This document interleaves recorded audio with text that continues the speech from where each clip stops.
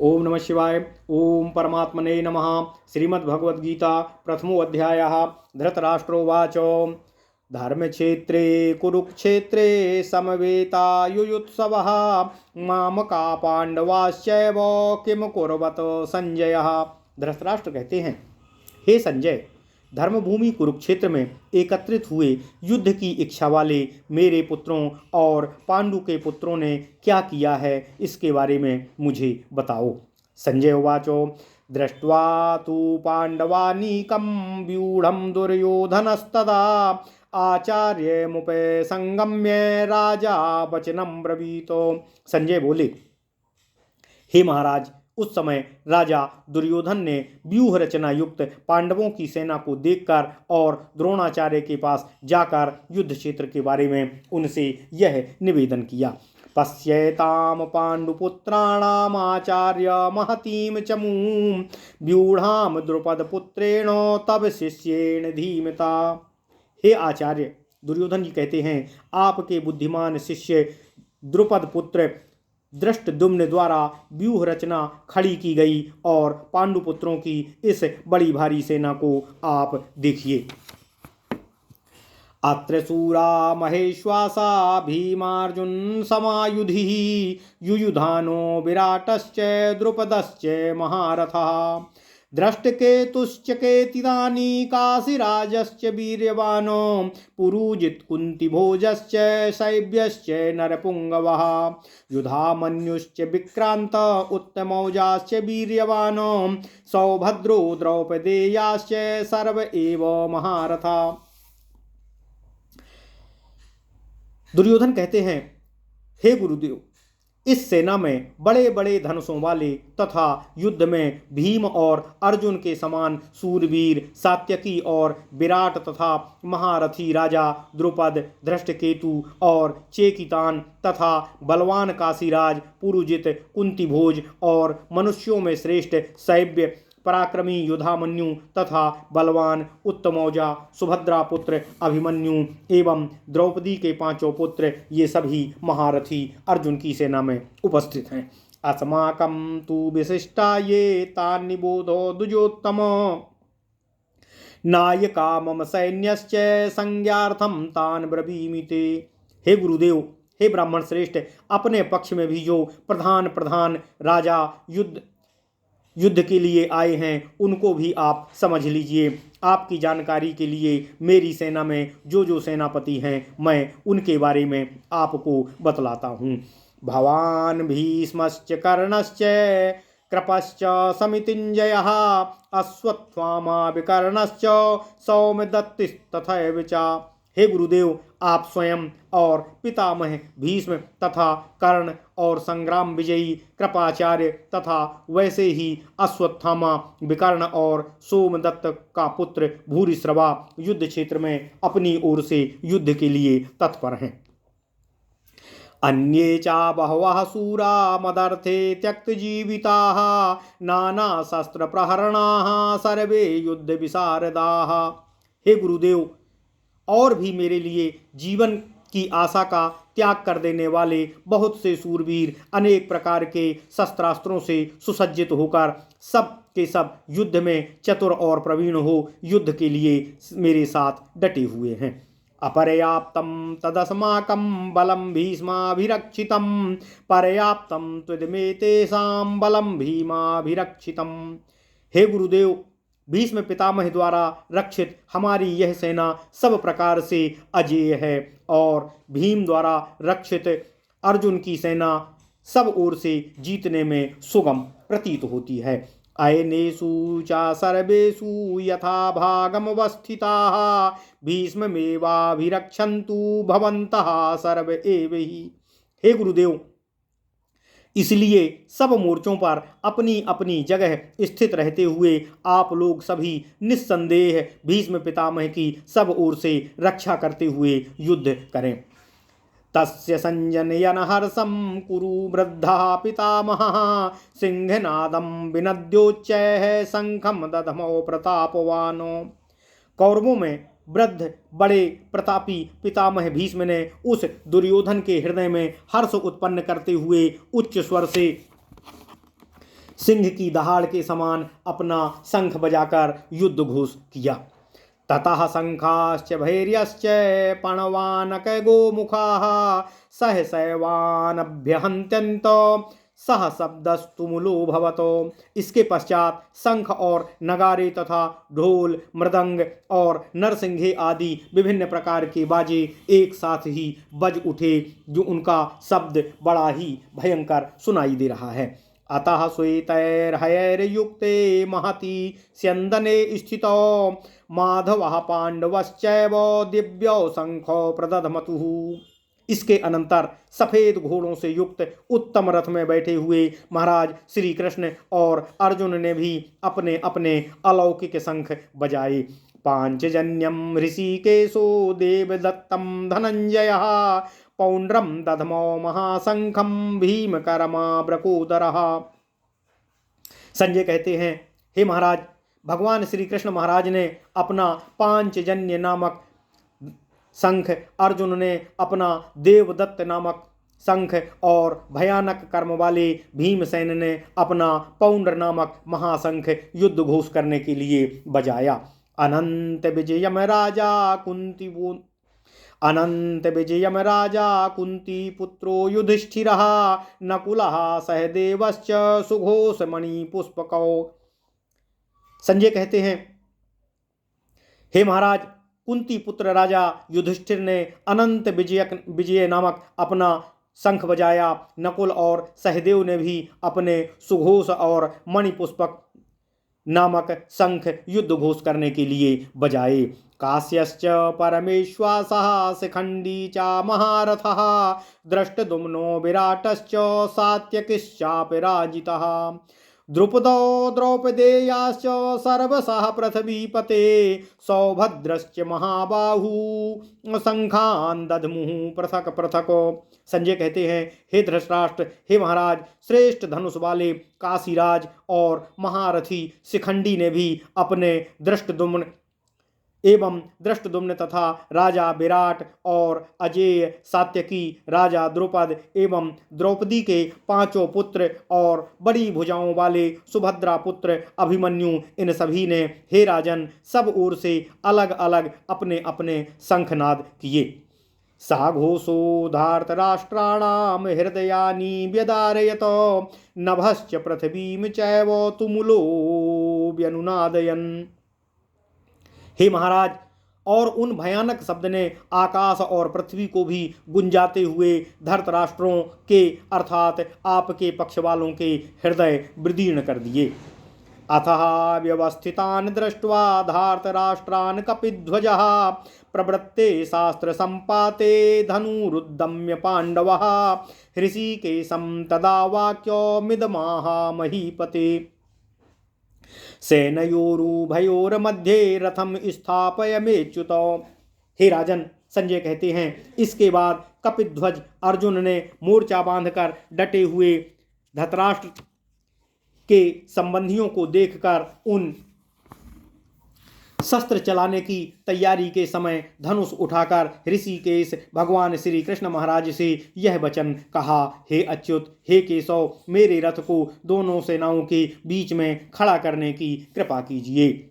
यावदेतान् निरीक्षेऽहं योद्धुकामान् वस्थितान् कैर्मया सह योद्धव्यामस्मिन् रणम समुद्यते। हे कृष्ण, और जब तक कि मैं युद्ध क्षेत्र में डटे हुए युद्ध के अभिलाषी इन विपक्षी योद्धाओं को भली प्रकार देख ना लूं कि इस युद्ध रूप व्यापार में मुझे किन किन योद्धाओं के साथ युद्ध करना योग्य है, तब तक आप उसे कृपया खड़ा रखने की कृपा कीजिए।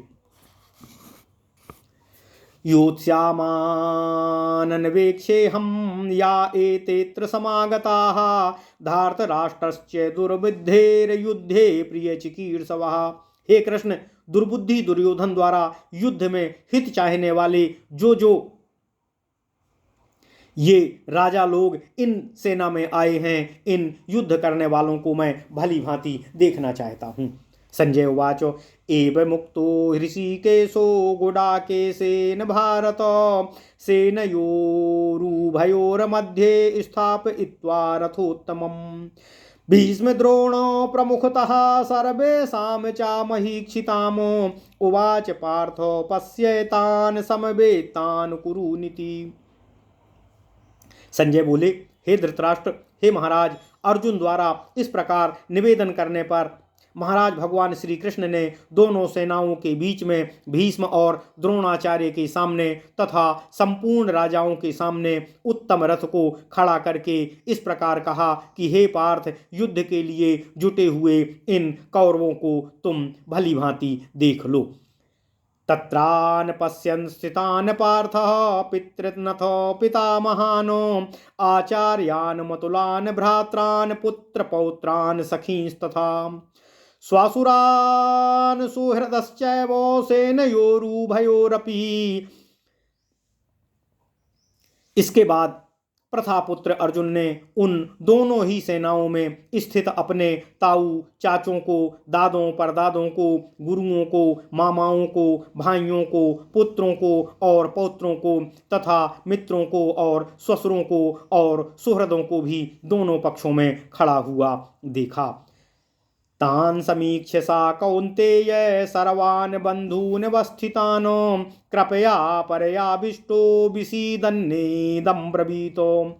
उन उपस्थित संपूर्ण बंधु बांधवों को देखकर वे कुंती पुत्र अर्जुन अत्यंत ही करुणा से युक्त होकर शोक करते हुए यह वचन भगवान श्री कृष्ण जी से बोले। अर्जुन वाचो दृष्ट्वेवं स्वाजनं कृष्णो युयुत्सं समुपस्थितं सीदन्ति मम गात्राणि मुखं चापरिशुष्यति बेपथुश्च शरीरे मे रोमहर्षस्य जायते।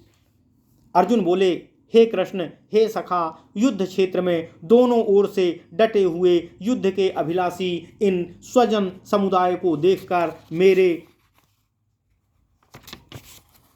अंग शिथिल हुए जा रहे हैं और मेरा मुख सूखा जा रहा है तथा मेरे शरीर में कंप एवं रोमांच हो रहा है। हे कृष्ण, गांडीवं संसतेत हस्तास्त्यक्त्यैव परिदह्यते नाचा शक्नोम्यवस्थान्तुं भ्रमतीवोचा मे मनः। हे कृष्ण, मेरे हाथ से यह गांडीव गिरा जा रहा है और मेरी त्वचा भी बहुत जल रही है तथा मेरा मन भ्रमित सा हो रहा है। इसलिए हे कृष्ण, मैं खड़ा हो रहने में भी समर्थ नहीं हो पा रहा हूँ। निमित्तानि चापश्यामि विपरीतानि केशव नाचा श्रेयो निपश्यामि हत्वा स्वजन्माहवे। हे केशव, हे सखा, हे वासुदेव, मैं लक्षणों को भी विपरीत ही देख रहा हूँ तथा युद्ध में अपने ही स्वजन समुदाय को मारकर मैं अपना कल्याण भी नहीं देख पा रहा हूँ। नाकांक्षे विजयम कृष्णो नाचा राज्यम सुखानि चा किम नो राज्येन गोविंद किम भोगैर्जीवितेन वा।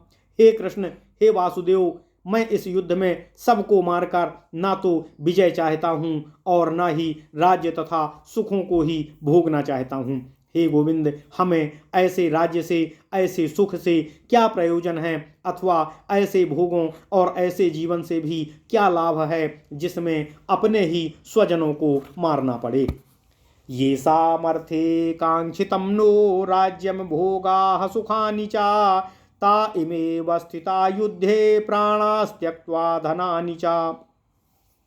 हे केशव, हमें जिनके लिए राज्य और भोग और सुख आदि अभीष्ट हैं, वे ही ये सब धन और जीवन की आशा को त्याग कर मेरे ही सम्मुख युद्ध में खड़े हुए हैं। आचार्यः पितरः पुत्रांस्तथैव चा पितामहा मातुलः स्वासुरा पौत्रा श्यालः संबंधिनस्तथा। हे गोविंद, मेरे ही गुरुजन, ताऊ, चाचे, लड़के और उसी प्रकार दादे, मामे, ससुर, पुत्र, साले तथा और भी मेरे सगे संबंधी ही मेरे सम्मुख मेरे से ही युद्ध करने के लिए खड़े हुए हैं। एतान हन्तुमिच्छामि घृतोपि एतान् हन्तुमिच्छामि घ्नितोऽपि मधुसूदन अपि त्रैलोक्य राज्यस्य हेतो किं नु मही कृते।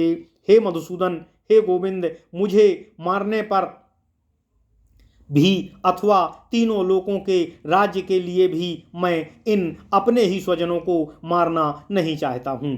फिर पृथ्वी के राज्य के लिए तो मैं इनको कैसे मार सकता हूँ। निहत्य धार्तराष्ट्रान्नः का प्रीति स्या जनार्दन पापमेवाश्रये दस्मान हत्वैतानात तायिनः। हे जनार्दन, हे गोविंद, धृतराष्ट्र के पुत्रों को मारकर हमें क्या प्रसन्नता होगी। इन आतताइयों को मारकर तो हमें पाप ही लगेगा। तस्मान्नार्हा वयम हन्तु धार्तराष्ट्रान् स्वबन्धवान् स्वजनम ही कथम हत्वा सुखिनः श्याम माधव। हे गोविंद, हे माधव, अपने ही बंधु बांधवों को, धृतराष्ट्र के पुत्रों को मारने के लिए हम कहीं भी योग्य नहीं हैं, क्योंकि हे माधव, अपने ही कुटुंब को मारकर हम सुख की अनुभूति कैसे कर सकते हैं। ओम नमः शिवाय। यद्येते नापश्यन्ति लोभोपहत चेतसः कुलक्षय कृतं दोषं मित्रदोहे चापातकम् कथं नागेयमस्माभिः पापादस्मान्निवर्तितुं कुलक्षय कृतं दोषं प्रपश्यद्भिर्जनार्दनः। हे गोविंद, हे श्री कृष्ण, यद्यपि लोभ से भ्रष्ट हुए ये लोग अपने कुल के नाश से उत्पन्न हुए दोष को और मित्रों से विरोध करने में भी पाप को नहीं देख रहे हैं, तो भी हे जनार्दन, कुल के नाश से उत्पन्न होने वाले दोष को जानने वाले हम लोगों को इस पाप से हटने के लिए समस्त प्रकार के प्रयत्नों को करना चाहिए और उस पर विचार करना चाहिए।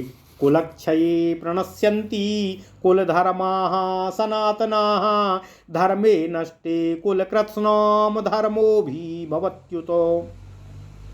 हे केशव, कुल के नाश से सनातन कुल धर्म नष्ट हो जाते हैं और धर्म के नाश हो जाने पर संपूर्ण कुल में पाप भी बहुत फैल जाता है। अधर्माभिभवात् कृष्णो प्रदुष्यन्ति कुलस्त्रियाः स्त्रीषु दुष्टासु वार्ष्णेय जायते वर्णशंकरः। हे कृष्ण, हे गोविंद, युद्ध से कुल में पुरुषों की क्षति हो जाने से, पाप के अधिक बढ़ जाने से कुल की स्त्रियां अत्यंत दूषित हो जाती हैं और हे वार्ष्णेय, स्त्रियों के दूषित हो जाने पर कुल में वर्णशंकर उत्पन्न हो जाते हैं। शंकरो नरकाय वो कुलघ्नानाम कुलस्य च पतंती पितरो ह्येषां लुप्त पिंडोदक क्रिया। हे केशव, वर्णशंकर कुल में उत्पन्न हो जाने से कुल को नरक में ले जाते हैं और लुप्त हुई पिंड और जल की क्रिया वाले अर्थात श्राद्ध और तर्पण से वंचित इनके पितर लोग भी इसके कारण अधोगति को प्राप्त होते हैं। दोषैरेते कुलघ्नानाम वर्ण संकर कारकैः उत्साद्यन्ते जाति धर्माः कुल धर्माश्च शाश्वताः। हे केशव, इन वर्ण संकर कारक दोषों से कुलघातियों के सनातन कुल धर्म और जाति धर्म और कर्म नष्ट हो जाते हैं। उत्सन्न कुल धर्माणाम मनुष्याणाम जनार्दनाम नरके नियतम वासो भवतीत्यानुशुश्रुमो।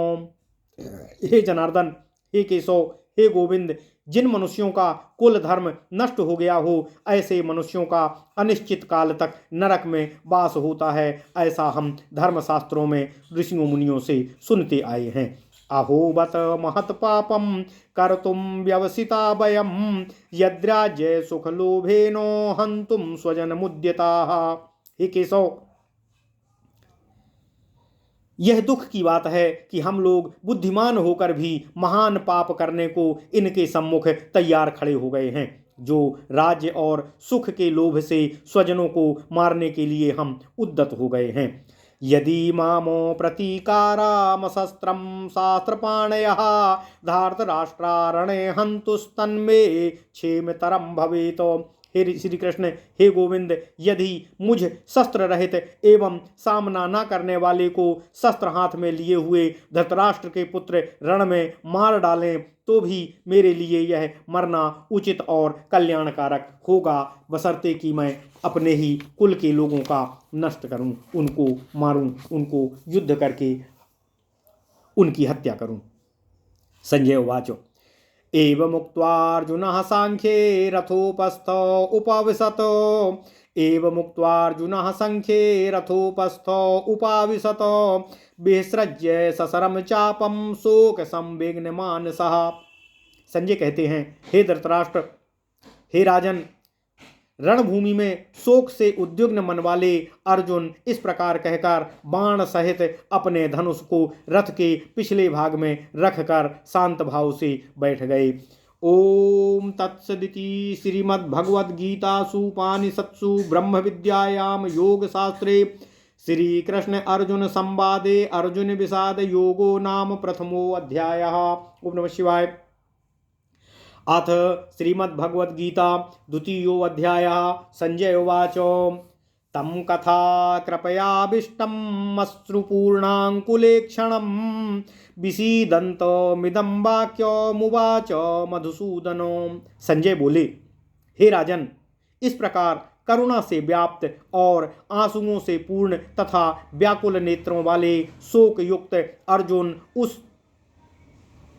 अर्जुन के प्रति भगवान श्री कृष्ण मधुसूदन ने अर्जुन से यह वचन कहा। श्री भगवान उवाचो कुतस्त्वाकस्मलमिदम् अविस्मे समुपस्थितम् अनार्याजुष्टमत्सर्गाम कीर्तिकरमर्जुनो। भगवान श्री कृष्ण बोले, हे अर्जुन, तुझे इस असमय में यह मोह किस हेतु से उत्पन्न हुआ है? क्योंकि ना तो यह श्रेष्ठ पुरुषों द्वारा आचरित है, ना स्वर्ग और मोक्ष को देने वाला है, और ना ही कीर्ति को बढ़ाने वाला है।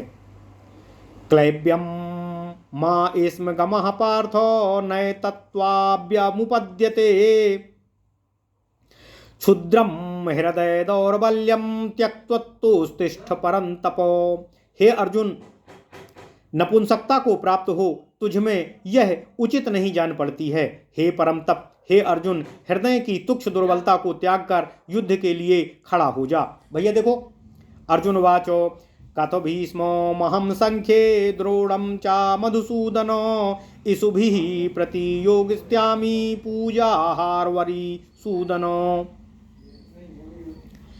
कथम भीष्मो महम संख्ये द्रोणम चा मधुसूदनो इसुभिः प्रतियोगोस्त्यामि पूजाहारवरिसूदनो। ओम नमः शिवाय।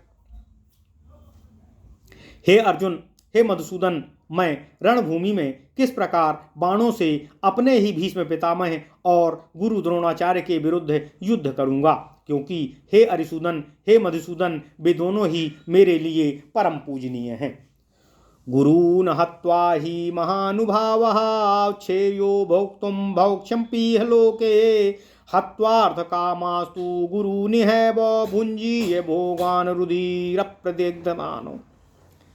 भुञ्जीय भोगान् रुधिरप्रदिग्धानो। इसलिए हे केशव, हे वासुदेव, इन महानुभाव गुरुजनों को ना मारकर मैं इस लोक में भिक्षा का अन्न भी खाना कल्याणकारक समझता हूँ, क्योंकि गुरुजनों को मारकर भी इस लोक में रुधिर से सने हुए अर्थ और काम रूप भोगों को ही तो मैं भोग करूँगा। ना चैत द्विध्मो कतरन्नो गरीयो ना चैतद्विध्ना कतरन्नो गरीयो यद्वा जयेम यदि वा नो जयेसुः यानेव हत्वा नाजीविषामो इस्तेव स्थितः प्रमुखे धार्तराष्ट्रः।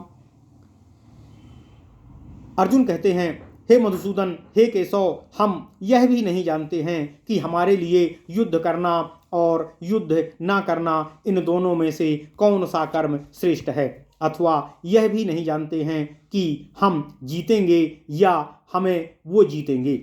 और जिसको मारकर हम जीना भी नहीं चाहते, वे भी हमारे आत्मीय धृतराष्ट्र के पुत्र हमारे ही मुकाबले में खड़े हुए हैं। कार्पण्य दोषोपहत स्वभावः प्रच्छामि त्वां धर्म सम्मूढ़ चेता यच्छेस्यान्निश्चितं ब्रूहि तन्मे शिष्यस्ते हम साधिमा त्वां प्रपन्नम। इसलिए हे केशव, हे मधुसूदन, हे माधव, कायरता रूप दोष से अपहृत हुए स्वभाव वाला तथा धर्म के विषय में मोहित चित्त हुआ मैं आपसे यह निवेदन करते हुए पूछता हूँ कि हे कृष्ण, हे माधव, जो साधन निश्चित कल्याणकारक हो वह मेरे लिए कहने की कृपा कीजिए, क्योंकि हे केशव, मैं आपका शिष्य हूँ, इसलिए आपके शरण हुए मुझ अपने शिष्य को शिक्षा देने की कृपा कीजिए। नाहि प्रपश्यामि ममापनुद्या अद्यच्छोकमुच्छोषणमिन्द्रियाणाम् अवाम्य भूमा वसपात्मृध्यं राज्यं सुराणामपि चाधिपत्यम। क्योंकि हे केशव, भूमि में निष्कंटक धन और धान्य संपन्न राज्य को और देवताओं के स्वामी पने को प्राप्त होकर भी मैं उस उपाय को नहीं देखता हूँ जो मेरी इंद्रियों को सुख के शोक को कष्ट को दूर करने वाला हो सके। संजय उवाच एव मुक्त्वा ऋषिकेशं गुडाकेशो परं तपो नः योत्स्नो इति गोविंद मुक्त्वा तूष्णीं बभूवः। संजय बोले, हे राजन, हे धृतराष्ट्र, निद्रा को जीतने वाले अर्जुन अंतर्यामी भगवान श्री कृष्ण महाराज के प्रति इस प्रकार कहकर फिर श्री गोविंद भगवान से मैं युद्ध नहीं करूंगा यह स्पष्ट कहकर चुप होकर रथ के पीछे के भाग में बैठ गए। तमुवाचो ऋषिकेशः प्रहसन्निव भारत सेनयोरुभयोर्मध्ये विषीदन्तमिदं वचः। हे भरतवंशी, हे धृतराष्ट्र, संजय कहते हैं, अंतर्यामी भगवान श्री कृष्ण महाराज दोनों सेनाओं के बीच में शोक करते हुए उस अर्जुन को हंसते हुए से यह वचन बोले। श्री भगवान उवाचो असोच्यानान्वसोचत्वं प्रजावादांश्च भाससे गतासु न गतांशुश्च नानुशोचन्ति पंडितः। भगवान श्री कृष्ण कहते हैं, हे अर्जुन, तू ना तो शोक करने योग्य मनुष्यों के लिए शोक कर रहा है और ना पंडितों के से वचनों को ही कह रहा है। भगवान श्री कृष्ण कहते हैं, हे अर्जुन, तू ना तो शोक करने योग्य मनुष्यों के लिए शोक करता है और पंडितों के से वचनों को भी कह रहा है, परंतु जिनके प्राण पहले से ही चले गए हैं उनके लिए और जिनके प्राण नहीं गए हैं उनके लिए भी पंडित जन कभी शोक नहीं करते, बुद्धिमान लोग कभी शोक नहीं करते। ना त्वेवाहं जातु नासं ना त्वं नेमे जनाधिपः ना चैव ना भविष्यामः सर्वे वयमतः परम। भगवान श्री कृष्ण कहते हैं, हे अर्जुन, ना तो ऐसा ही है कि मैं किसी काल में नहीं था और तू नहीं था, अथवा ये राजा लोग नहीं थे, और ना ऐसा ही है कि इससे आगे भी हम सब लोग पुनः नहीं रहेंगे। देहिनोस्मिन् यथा के देहिनोस्मिन् यथा देहे कौमारं यौवनं जरा तथा देहांतर प्राप्ति धीरस्तत्र ना मुह्यति।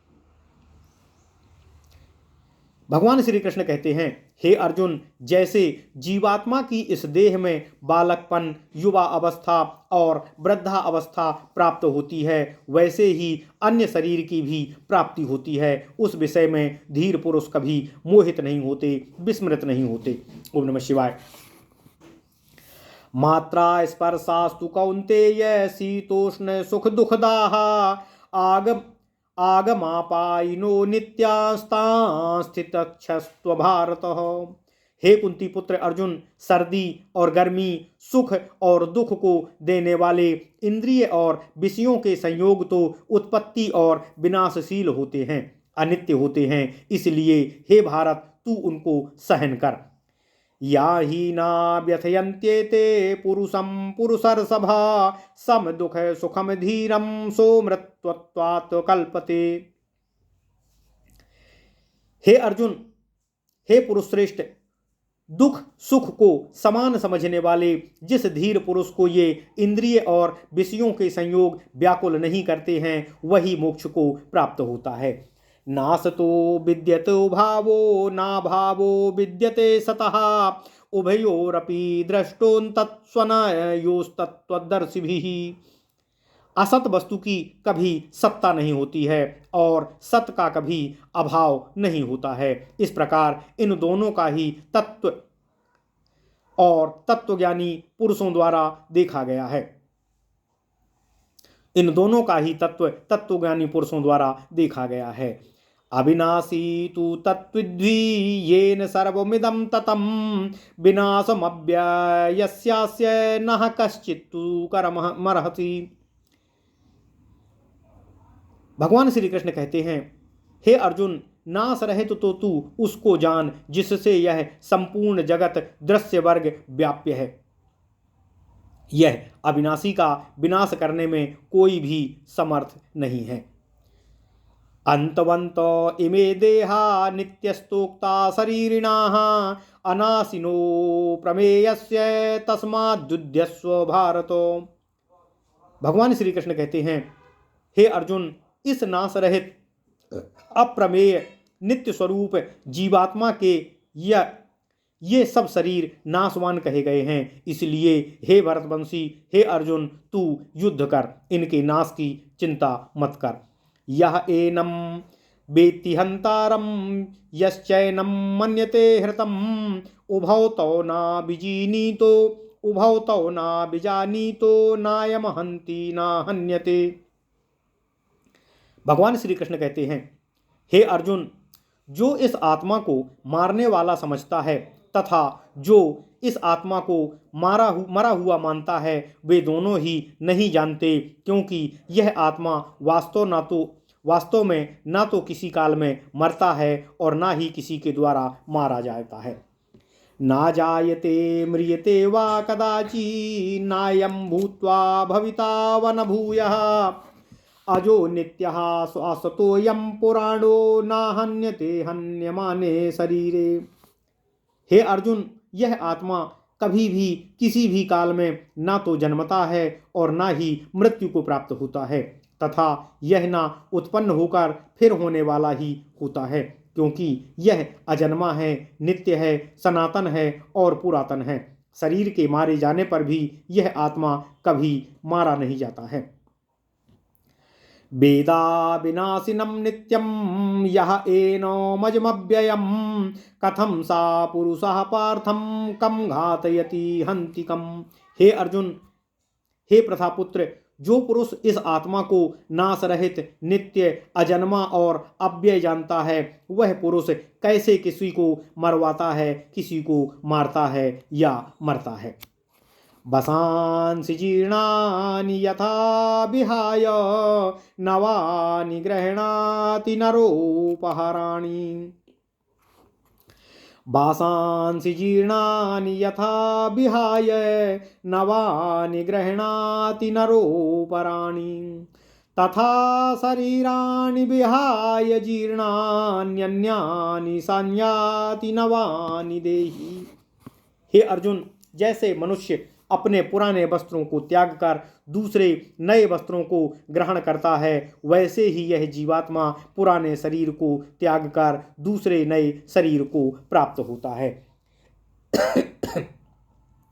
नैनं छिन्दन्ति शस्त्राणि नैनं दहति पावकः न चैनं क्लेदयन्त्यापो न शोषयति मारुतः। भगवान श्री कृष्ण कहते हैं, हे अर्जुन, इस आत्मा को शस्त्र नहीं काट सकते हैं, इसको आग नहीं जला सकती है, इसको जल गीला नहीं कर सकता है और ना ही वायु इस आत्मा को सुखा सकता है। अच्छेदो यमादाह्यो यमक्लेद्यो शोष्य एव च नित्यः सर्वगतः स्थाणुरचलोऽयं सनातनः। क्योंकि हे अर्जुन, यह आत्मा अछेद्य है, यह आत्मा अभेद्य है, यह आत्मा अदाह्य है, यह आत्मा अक्लेद्य है और निस्संदेह यह आत्मा अशोष्य है तथा यह आत्मा नित्य, सर्वव्यापी, अचल, स्थिर रहने वाला और सनातन है। अव्यक्तोऽयमचिन्त्योऽयमविकार्योऽयमुच्यते तस्मादेवं विदित्वैनं नानुशोचितुमर्हसि। भगवान श्री कृष्ण कहते हैं, हे अर्जुन, यह आत्मा अव्यक्त है, यह आत्मा अचिंत्य है और यह आत्मा सर्व विकारों से रहित कहा जाता है। इससे हे अर्जुन, इस आत्मा को उपर्युक्त प्रकार से जानकर तू शोक करने के योग्य नहीं है, अर्थात तुझे इस विषय में शोक करना उचित नहीं है।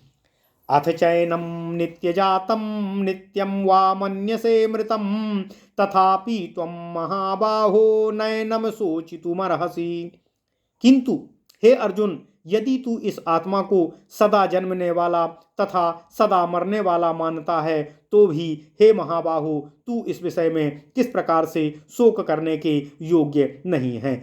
जातस्य ही ध्रुवो मृत्युर्ध्रुवं जन्मो मृतस्य च तस्मादोपरिहार्येऽर्थे न त्वं शोचितुमर्हसि। इसलिए हे अर्जुन, यदि इसको मरणशील माने तो इस मान्यता के अनुसार ही जन्मे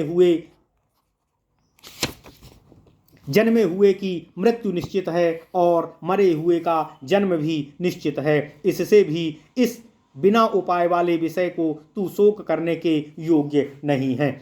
अव्यक्तादीनि भूतानि व्यक्तमध्यानि भारत अव्यक्तो निधनान्येव तत्र का परिदेवना। इसलिए हे अर्जुन, संपूर्ण प्राणी जन्म से पहले अप्रकट थे और अजन्मे थे और मरने के बाद भी वे अप्रकट हो जाते हैं। केवल बीच में ही शरीर की स्थिति होने पर वे प्रकट होते हैं। फिर ऐसी स्थिति में उनके लिए शोक क्या करना। आश्चर्यवत् पश्यति कश्चिदेनो अमाश्चर्यवद्वति तथैव चान्यः आश्चर्यवच्चैन मन्यः शृणोति श्रुत्वाप्येनं वेद न चैव कश्चित्। इसलिए कोई एक महापुरुष ही इस आत्मा को आश्चर्य की भांति देखता है और वैसे ही कोई दूसरा महापुरुष ही इसके तत्व का आश्चर्य की भांति वर्णन करता है तथा दूसरा कोई अधिकारी पुरुष ही इसे आश्चर्य की भांति सुनता है और कोई तो सुनकर भी इसको नहीं जान पाता है। देहि नित्यं बाध्येयं देहे सर्वस्य भारत तस्मात् सर्वाणि भूतानि न त्वं शोचितुमर्हसि। इसलिए हे अर्जुन, यह आत्मा सबके शरीर में सदा ही अबाध्य रूप से उपस्थित रहता है। इस कारण संपूर्ण प्राणियों के लिए तू शोक करने के योग्य नहीं है। स्वधर्ममपि चावेक्ष नः विकम्पितुमर्हसि धर्म्याद्वियुद्धाच्छेयो यन् क्षत्रियस्य न विद्यते। हे अर्जुन, अपने धर्म को देखकर भी तू भय करने योग्य नहीं है, अर्थात तुझे भय नहीं करना चाहिए, क्योंकि क्षत्रिय के लिए धर्म युद्ध से बढ़कर दूसरा कोई भी कल्याणकारी कर्तव्य नहीं होता है। यद्रच्छया चोपपन्नं स्वर्गद्वारमपाबृहत् सुखिनः क्षत्रिया पार्थ लभन्ते युद्धमीदृशम्। हे पार्थ, भगवान श्री कृष्ण कहते हैं, अपने आप प्राप्त हुए और खुले हुए स्वर्ग के द्वार रूप इस प्रकार के धर्म युद्ध को भाग्यवान क्षत्रिय लोग ही प्राप्त करने में समर्थ हो पाते हैं। अथ चेत्त्वामिमं धर्म्यं संग्रामं न करिष्यति ततः स्वधर्म कीर्तिं च हित्वा पापमवाप्स्यसि। किंतु हे अर्जुन, यदि तू इस धर्मयुक्त युद्ध को नहीं करेगा तो स्वधर्म और कीर्ति को खोकर पाप को प्राप्त करेगा। अकीर्तिम चापि भूतानि कथयिष्यन्ति ते व्ययामो संभावितस्य च कीर्तिर्मरणादिति रिच्यते। हे अर्जुन, सब लोग तेरी बहुत काल तक रहने वाली अपकीर्ति का कथन करेंगे और माननीय पुरुष के लिए अपकीर्ति मृत्यु से भी बढ़कर होती है। भयाद्रणापुरातं भयाद्रणादुपरतं मंस्यते त्वं महारथाः येषां चात्वं बहुमतो भूत्वा यास्यसि लाघवम्। हे अर्जुन, जिनकी दृष्टि में तू पहले बहुत सम्मानित योद्धा था, अब लघुता को प्राप्त होगा। वे महारथी लोग ही तुझे भय के कारण युद्ध से हटा हुआ समझेंगे और मानेंगे। अवाच्य वादांश बाहून वदिष्यन्ति तवाहिता निंदन्तस्तव सामर्थ्य ततो दुखतरम नु किम। इसलिए तेरे बैरी लोग तेरे युद्ध न करने की स्थिति में तेरे सामर्थ्य की निंदा करते हुए तुझे बहुत से भले बुरे ना कहने योग्य वचनों को भी कहेंगे। उससे अधिक तुझे दुख की प्राप्ति होगी और तू लघुता को प्राप्त होगा। हतो वा प्राप्स्यति स्वर्गम जित्वा वा मोक्षसे महीमो तस्मादुत्तिष्ठ कौन्तेय युद्धाय कृति निश्चया। इसलिए हे अर्जुन, तू युद्ध में मारा जाकर स्वर्ग को प्राप्त होगा अथवा संग्राम में जीतकर पृथ्वी के सुख को भोगेगा। इस कारण हे अर्जुन, तू युद्ध के लिए निश्चय ही खड़ा हो जा, क्योंकि युद्ध में ही तुझे कीर्ति और जय की प्राप्ति होगी, तुझे ख्याति की प्राप्ति होगी। समदुखे समे कृत्वा लाभालाभौ जया जयो ततो युद्धाय युज्यस्य नैवम पापमवाप्स्यसि। जय पराजय, लाभ हानि और सुख दुख को समान समझकर उसके द्वारा युद्ध के लिए तैयार हो जा। इस प्रकार युद्ध करने से तू पाप को प्राप्त नहीं होगा। एषा ते विहिता सांख्ये बुद्धिर्योगे त्वां शृणु बुद्धिया युक्तो यया पार्थम कर्म बंधम प्रहास्यसि। हे पार्थ, यह बुद्धि तेरे लिए ज्ञान योग के विषय में कही गई है। जिस बुद्धि से युक्त हुआ तू कर्मों के बंधन को भली भांति त्याग देगा, अर्थात सर्वथा नष्ट कर डालेगा। नेहाभिक्रमनाशोऽस्ति प्रत्यवायो न विद्यते स्वल्पमप्यस्य धर्मस्य त्रायते महतो भयात्। हे अर्जुन, इस कर्म भोग के आरंभ का अर्थात बीज का नाश नहीं है और उल्टा फल रूप दोष भी कभी प्राप्त नहीं होता है, बल्कि इस कर्म योग रूप धर्म का थोड़ा सा भी साधन जन्म और मृत्यु रूप भयानक और महान भय से रक्षा कर लेता है। व्यवसायात्मिका बुद्धि रेके है कुरुनंदनो बहुशाखा ह्यनंताश्च बुद्धयो व्यावसायी नामो। हे अर्जुन, इस कर्म योग में निश्चयात्मिका बुद्धि एक ही होती है, किंतु अस्थिर विचार वाले विवेकहीन सकाम मनुष्यों की बुद्धियां निश्चय ही बहुत ही भेदों वाली होती हैं, जिससे वे मोह और दुविधा को प्राप्त होते हैं। यामिमाम पुष्पिताम वाचम प्रवदन्त्या विपश्चितः वेदवादो रतः पार्थम नान्यदस्तीति व्यादिनः।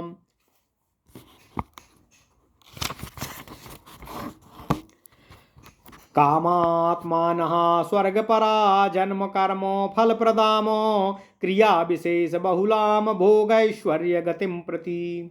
भोगैश्वर्य प्रसक्ता नाम तयापहृत चेतसामो व्यवसायात्मिका बुद्धि समाधौ ना विधीयते।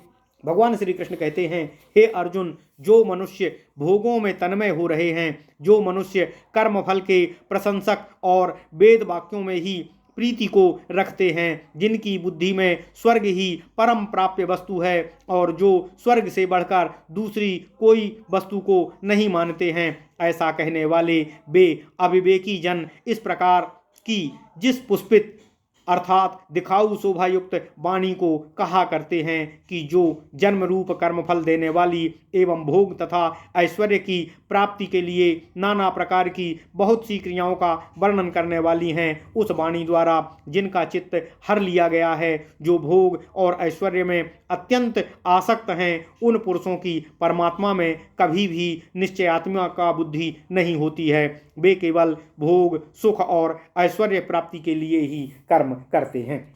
ओम नमः शिवाय। त्रैगुण्य विषया वेदा निस्त्रैगुण्यो भवार्जुनो निर्द्वंद्वो नित्य सत्वस्थो निर्योग क्षेमो आत्मवानो। हे अर्जुन, वेद उपर्युक्त प्रकार से तीनों गुणों के कार्य रूप समस्त भोगों एवं उनके साधनों का प्रतिपादन करने वाले हैं। इसलिए तू उन भोगों एवं उनके साधन में आसक्तिहीन, हर्ष शोक आदि द्वंद्वों से रहित हो नित्य वस्तु परमात्मा में स्थित योग और क्षेम को ना चाहने वाला और स्वाधीन अंतःकरण वाला हो जा। यावानर्थम उपदाने यावानर्थ उदपाने सर्वतः संप्लुतोदके तावान सर्वेषु वेदेषु ब्राह्मणस्य विजानतः। सब ओर से परिपूर्ण जलाशय के प्राप्त हो जाने पर छोटे जलाशय में मनुष्य का जितना प्रयोजन रह जाता है, अर्थात किसी बहुत बड़े लाभ की प्राप्ति होने पर मनुष्य छोटे मोटे लाभ को जिस उद्देश्य से देखता है, तो ब्रह्म को तत्व से जानने वाला ब्राह्मण समस्त वेदों में उतना ही प्रयोजन रख पाता है। कर्मण्येवाधिकारस्ते मा फलेषु कदाचन मा कर्मफल हेतुर्भूर्मा ते संगोस्त्वा कर्मणि। तेरा कर्म करने में ही अधिकार है, उसके फल में कभी तेरा अधिकार नहीं होता, क्योंकि वह तेरे सोच और विचार के अनुरूप नहीं होते हैं। इसलिए तू कर्मों के फल का हेतु मत हो तथा केवल कर्म करने में ही अपनी आसक्ति को रख। ओम नमः शिवाय। योगस्था कुरु कर्माणि संगम त्यक्त्वा धनंजय सिद्ध्या सिद्धो समो भूत्वा समत्वम योग उच्यते। हे धनंजय, भगवान श्री कृष्ण कहते हैं, तू आसक्ति को त्याग कर तथा सिद्धि और असिद्धि में समान बुद्धि वाला होकर योग में स्थित हुआ केवल अपने धर्मयुक्त कर्तव्य कर्मों को कर। समत्व ही योग होता है। कर्तव्य कर्म करने से फल प्राप्ति होगी या नहीं होगी, इसमें भाव बुद्धि या विवेक बुद्धि नहीं रखना चाहिए। ओम नमः शिवाय। दूरेण ह्यावरम कर्म बुद्धि योगा धनंजय बुद्धो शरणमविच्छिन्न कृपणः फल हेतुवः। इस समत्व रूप बुद्धि योग से सकाम कर्म अत्यंत ही निम्न श्रेणी का होता है, अर्थात फल को लक्ष्य करके, केवल फल को लक्ष्य करके कर्तव्य कर्म को नहीं करना चाहिए। इसलिए हे धनंजय, तू समबुद्धि में हो रक्षा का उपाय ढूंढ, अर्थात बुद्धि योग का ही आश्रय ग्रहण कर, क्योंकि फल के हेतु बनने वाले अत्यंत दीन होते हैं। बुद्धि युक्तो जहाति हो उभे सुकृत दुष्कृते तस्माद्योगाय युज्यस्य योगः कर्मसु कौशलम। समबुद्धि युक्त पुरुष पुण्य और पाप दोनों को इसी लोक में त्याग देता है, अर्थात उनसे मुक्त हो जाता है। इससे तू समत्व रूप योग में लग जा। यह समत्व रूप योग ही सब कामों में कुशलता को प्रदान करता है, अर्थात कर्म बंधन से छूटने का श्रेष्ठ उपाय है। कर्मजं बुद्धि युक्ता ही फलम त्यक्त्वा मनीषिणा जन्म बंध विनिर्मुक्ता पदम गच्छन्त्यमयम्। क्योंकि समबुद्धि से युक्त ज्ञानी जन कर्मों से उत्पन्न होने वाले फल को त्याग कर उसका लक्ष्य न करते हुए केवल धर्मयुक्त कर्तव्य कर्म करते हुए जन्म रूप बंधन से मुक्त हो जाते हैं, निर्विकार परम पद को प्राप्त हो जाते हैं। यदा ते मोह कलिलम बुद्धिर्व्यातितरिष्यति तदा गंतासि निर्वेदम श्रोतव्यस्य श्रुतस्य च। जिस काल में तेरी बुद्धि मोह रूप दलदल को भली भांति पार कर जाएगी, उस समय तू सुने हुए और सुनने में आने वाले इस लोक और परलोक संबंधी सभी भोगों से वैराग्य को प्राप्त हो जाएगा। श्रुति विप्रतिपन्ना ते यदा स्थास्यति निश्चला समाधावचला बुद्धिस्तदा योगम वाप्स्यसि। भांति भांति के वचनों को सुनने से विचलित हुई तेरी बुद्धि जब परमात्मा में अचल और स्थिर रूप से ठहर जाएगी तब तू योग को प्राप्त हो जाएगा, अर्थात तेरा परमात्मा से नित्य संयोग हो जाएगा। अर्जुन वाचो स्थित प्रज्ञस्य का भाषा समाधिस्थस्य केशव स्थित धीः किम प्रभासेत किमासीत व्रजेत किम। अर्जुन बोले, हे केशव, हे मधुसूदन, हे माधव, समाधि में स्थित परमात्मा को प्राप्त हुए स्थिर बुद्धि पुरुष का क्या लक्षण होता है? वह स्थिर बुद्धि पुरुष कैसे बोलता है, कैसे बैठता है और कैसे चलता है और कैसे व्यवहार करता है, यह मुझे बताने की कृपा कीजिए। श्री भगवान वाचो प्रजहाति यदा कामान सर्वान् पार्थो मनोगतान् आत्मन्येवात्मना तुष्टः स्थित प्रज्ञस्य दोच्यते। भगवान श्री कृष्ण बोले, हे अर्जुन, जिस काल में यह पुरुष मन में स्थित अपनी संपूर्ण कामनाओं को भली भांति त्याग देता है और आत्मा से अपनी आत्मा को ही संतुष्ट करता रहता है, उस काल में वह मनुष्य स्थित प्रज्ञ हो जाता है, कहा जाता है। ओम नमः शिवाय। दुखेष्वनुद्विग्न मनाः सुखेषु विगतस्पृहा वीतराग भय क्रोध स्तत धीमुरिनुरुच्यते। दुखों की प्राप्ति होने पर जिसके मन में कभी कोई उद्योग उत्पन्न नहीं होता है, सुखों की प्राप्ति से जो सर्वः निष्प्रह अर्थात अस्पर्श रहता है तथा जिसके राग भय और क्रोध अंतर मन से नष्ट हो गए हैं, ऐसा मुनि ही स्थिर बुद्धि कहा जाता है। ओम नमः शिवाय। यह सर्वन्नाभिस्नेहस्तत्प्राप्य शुभाशुभम नाभिनंदन्ति न द्वेष्टि तस्य प्रज्ञा प्रतिष्ठिता। भगवान श्री कृष्ण कहते हैं, हे अर्जुन, जो मनुष्य सर्वत्र स्नेह रहित हुआ उस शुभ या अशुभ वस्तु को भी प्राप्त होकर ना तो प्रसन्न होता है और ना ही उससे द्वेष करता है, तब यह समझना चाहिए कि उसकी बुद्धि स्थिर हो गई है। यदा संहरते चायम कूर्मोंगानीव सर्वसः इंद्रियाणि इंद्रियार्थेभ्यस्तस्य प्रज्ञा प्रतिष्ठिता। जैसे कछुआ सब ओर से अपने सभी अंगों को समेटकर अपने अंदर स्थित कर लेता है, वैसे ही जब यह मनुष्य इंद्रियों के विषयों से इंद्रियों को सब प्रकार से हटा लेता है तब उसकी बुद्धि स्थिर हो जाती है, अर्थात अपनी समस्त इंद्रियों से समस्त प्रकार के भोगों को भोगता हुआ भी वह उन भोगों से संलिप्तता को प्राप्त नहीं रहता है, तब मानना चाहिए कि उसकी बुद्धि स्थिर हो गई है। विषया विनिवर्तन्ते निराहारस्य देहिनः रसवर्जं रसोप्यस्य परम दृष्ट्वा निवर्तते। इंद्रियों के द्वारा विषयों को ग्रहण न करने वाले पुरुष के भी केवल विषय तो निवृत्त हो जाते हैं, परंतु उनमें रहने वाली आसक्ति कभी निवृत्त नहीं होती है। इस स्थित प्रज्ञ पुरुष की तो आसक्ति भी परमात्मा का साक्षात करके निवृत्त हो जाती है। यततो ह्यापि कौन्तेय पुरुषस्य विपश्चितः इंद्रियाणि प्रमाथीनि हरन्ति प्रसेभं मनः।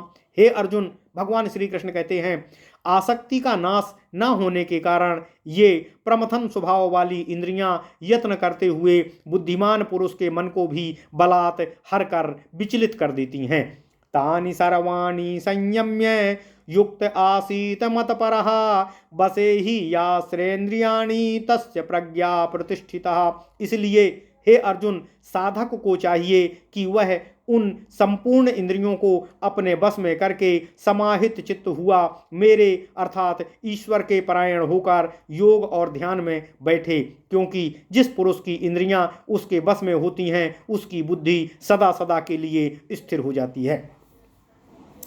ध्यायतो विषयान् पुंसः संगस्तेषुपजायते संगात संजायते कामः कामात् क्रोधोऽभिजायते।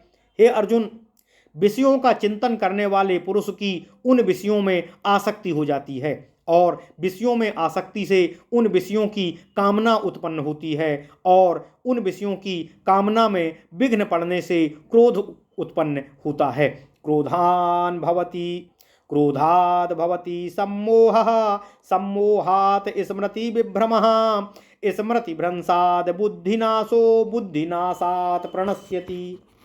हे अर्जुन, क्रोध से अत्यंत मूढ़ भाव उत्पन्न हो जाता है और मूढ़ भाव से मनुष्य की स्मृति में भ्रम पैदा हो जाता है। स्मृति में भ्रम उत्पन्न हो जाने से अर्थात ज्ञान शक्ति का नाश हो जाता है और बुद्धि का नाश हो जाने से पुरुष अपनी वास्तविक स्थिति से गिर जाता है, पतन को प्राप्त होता है। राग द्वेष वियुक्तस्तु विषयानिन्द्रियश्चरन् रागद्वेषवियुक्तस्तु विषयानिन्द्रियैश्चरन् आत्मवश्यैर्विधेयात्मा प्रासादामधिगच्छति। परंतु हे अर्जुन, अपने अधीन किए हुए अंतःकरण वाला मनुष्य, साधक मनुष्य अपने बस में की हुई राग द्वेष से रहित संपूर्ण इंद्रियों द्वारा अपने ही विषयों में विचरण करता हुआ अंतःकरण की प्रसन्नता को प्राप्त होता है। प्रसादे सर्व दुखानां हानिरस्योपजायते प्रसन्न चेतसो ह्यासु बुद्धि पर्यवतिष्ठते। हे अर्जुन, अंतःकरण की प्रसन्नता को प्राप्त होने पर इससे संपूर्ण दुखों का अभाव हो जाता है, संपूर्ण दुखों का स्वमेव ही नाश हो जाता है और ऐसे प्रसन्न चित्त वाले कर्मयोगी की बुद्धि शीघ्र ही सब ओर से हटकर एक परम पिता परमात्मा में ही भली भांति स्थिर हो जाती है। नास्ति बुद्धिर्युक्तस्य ना चायुक्तस्य भावना ना चाभावयतः शांतिर्शान्तस्य कुतः सुखम। हे अर्जुन, ना जीते हुए मन और ना जीते हुए इंद्रियों वाले पुरुष में निश्चयात्मिका बुद्धि नहीं होती है और ऐसे अयुक्त मनुष्य के अंतःकरण में भावना भी नहीं होती है। अतः भावनाहीन मनुष्य को शांति कभी नहीं मिल सकती है और शांति रहित मनुष्य को कभी सुख नहीं मिलता है। अर्थात जिस मनुष्य की इंद्रियां बस में नहीं होती वह किसी एक निश्चित लक्ष्य की ओर निश्चित होकर के कर्म नहीं करता है। बार बार लक्ष्य बदलने से उनके अंतःकरण की भावना भी बदलती रहती है और इससे उसका चित्त सदैव अशांत रहता है। इसलिए अशांत रहने से कभी भी उसको संतुष्टि और सुख की प्राप्ति नहीं होती है। इंद्रियाणाम ही चरताम यन्मनोनुविधीयते तदस्य हरति प्रज्ञाम वायुर्नामाभिवाम्भसि। क्योंकि हे अर्जुन, जैसे जल में चलने वाली नाव को वायु हिलाती डुलाती रहती है, यहाँ वहाँ हर कर ले जाती है, वैसे ही जैसे जल में चलने वाली बिना नाविक की नाव वायु हर लेती है, वैसे ही विषयों से विचरती हुई इंद्रियों में से मन जिस इंद्रिय के साथ रहता है वह एक ही इंद्रिय उस अयुक्त पुरुष की बुद्धि को हर लेती है। तस्माद्यस्य महाबाहो निगृहीतानि सर्वशः इंद्रियाणीन्द्रियार्थेभ्यस्तस्य प्रज्ञा प्रतिष्ठिता। इसलिए भगवान श्री कृष्ण कहते हैं, हे महाबाहो, हे अर्जुन, जिस पुरुष की इंद्रियों के विषयों से सब प्रकार निग्रह की हुई हैं उसी की बुद्धि स्थिर होती है, वही अपने लक्ष्य को प्राप्त कर सकता है।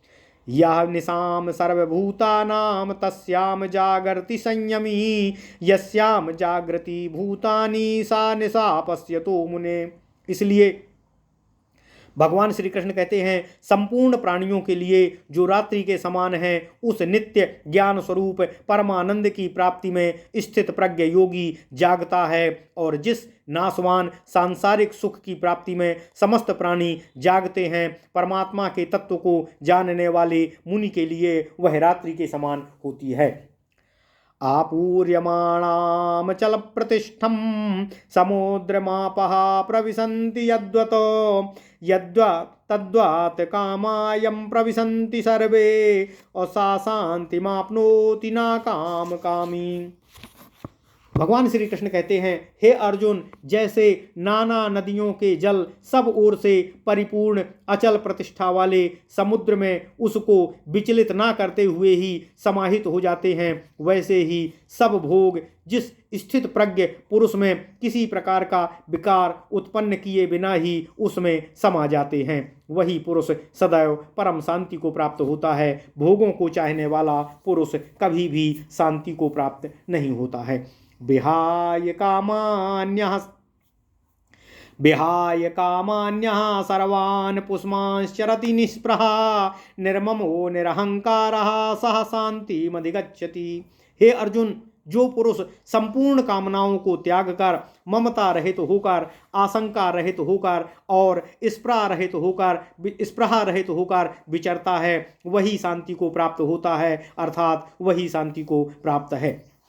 ऐसा ब्राह्मी स्थितिः पार्थं नैनाम प्राप्य विमुह्यति स्थित्वा स्यान्मन्तकालेऽपि ब्रह्म निर्वाण पृच्छति। हे अर्जुन, भगवान श्री कृष्ण कहते हैं, यह ब्रह्म को प्राप्त हुए पुरुष की स्थिति है। इसको प्राप्त होकर कोई भी योगी कभी भी मोहित नहीं होता है और अंतकाल में भी यह ब्राह्मी स्थिति को प्राप्त होकर सदैव ब्रह्मानंद को प्राप्त करता है। ओम तत्सदिति। श्रीमद्भगवद्गीतासु उपनिषत्सु ब्रह्म विद्यायां योगशास्त्रे श्री कृष्ण अर्जुन संवादे सांख्य योगो नाम द्वितीयो अध्यायः। ओम नमः शिवाय, ओम नमः शिवाय, ओम नमः शिवाय।